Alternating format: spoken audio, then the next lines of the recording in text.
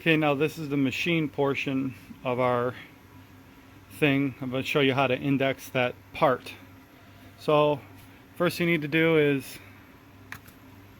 go in and open up Fire Control and go to our cut one that we saved it under from SheetCam.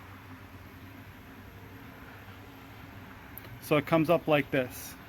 So you can see right here 2327. So that'll be from our start all the way up to the tip.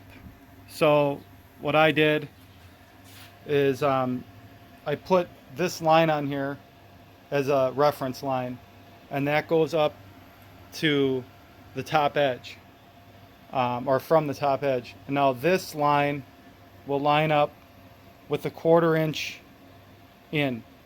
The reason we did that is because remember how we set that those two bumps in SheetCam? Well, this is why we're going to index to that point, because that'll be our point where the plasma actually pierces and cuts the material, where it actually lines up. So I'm going to move the material and then we'll get to the next step. Okay, I got the material put in place, and it's a 1/4 inch in, and it's straight along the y-axis here on the gauge.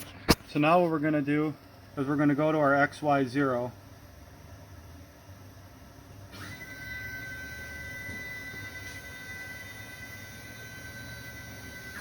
So we brought that in.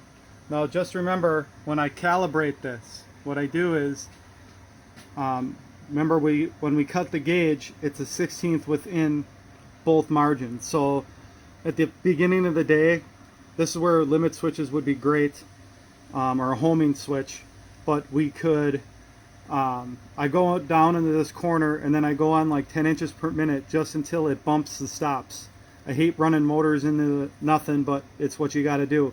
And then I go into the 16th step, and I go over once and up once, and then that is our 0 point. Then I zero axis from that point. So now we know we're straight with the gauge, both directions. So now what I'm going to do is I'm going to cut this part, and then I'll show the next portion will be moving to the next step. Okay, that cut real nice. You can see where it starts and stops. Now if you look at my reference line, it pierced like right through the center of that, or just right before, because that's like the lead in right there. But that's why I have that reference line on there. So now the next thing you want to do is you want to go over to, and I'm going to, yes, I want to change the current program, but now I want to go to cut tap 2 and open that up. Now we get this. So now this is what you got to pay attention to. This number right here, you have to move your reference line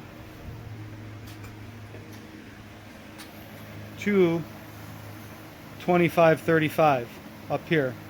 That's where it should all line up.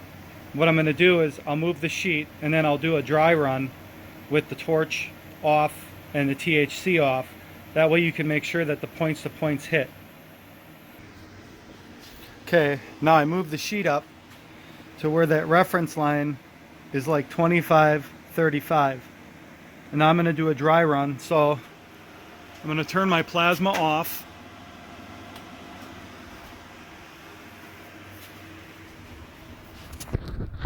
We're on the second cut. We'll turn the THC off. We're going to go to our XY0.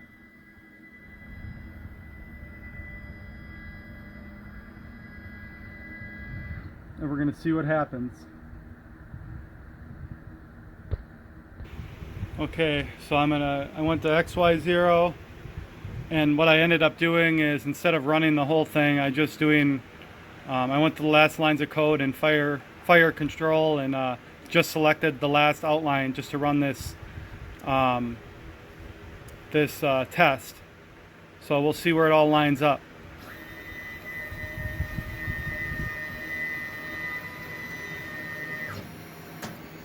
Right in the lead in.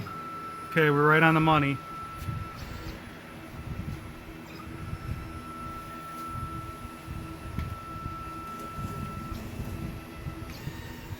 get over here to see where it stops.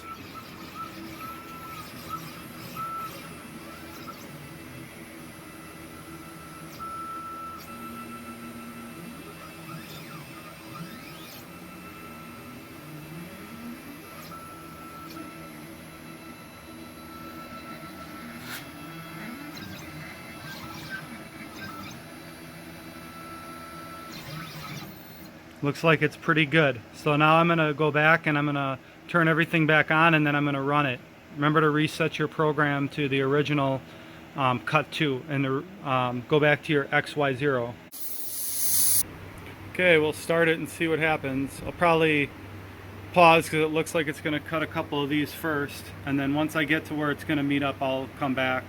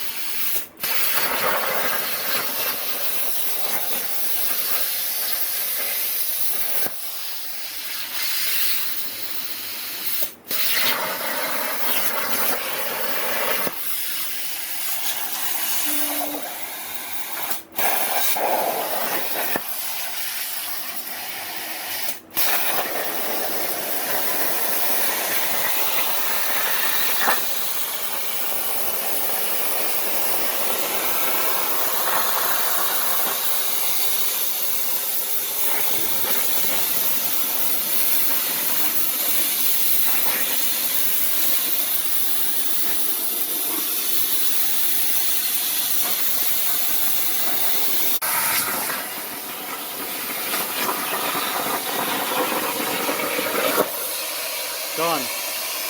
Nice.